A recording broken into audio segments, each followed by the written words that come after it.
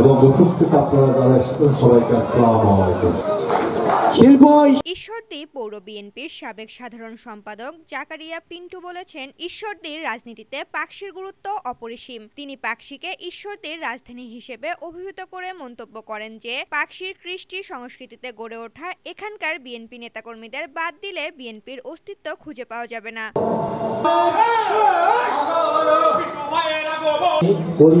গতকাল বৃহস্পতিবার রাতে পাকশী ইউনিয়ন বিএনপির উদ্যোগে আমতলা মাঠে আয়োজিত প্রয়াত বিএনপি নেতা আব্দুল রহমান বিশ্বাস ওয়ালটন এখন দেশের সীমানা পেরিয়ে পৌঁছে গিয়েছে ৫০টিরও বেশি দেশে। ওয়ালটন, ঘরে ঘরে বিশ্বজুড়ে। ও আশরাফুল ইসলাম দীপুর স্মরণ সভায় প্রধান অতিথি হিসেবে তিনি বক্তব্যে এসব কথা বলেন।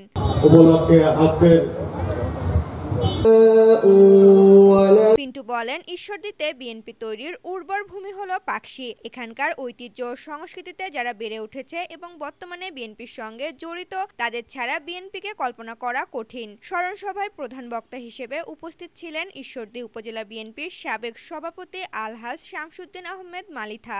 সকলের কবরগুলোকে আপনি জান্নাতের বাগান বানায় দেন না, যারা জুলুম নির্যাতন করবে ইয়া রাব্বুল আলামিন। এমন খাস করে আল্লাহ আমাদের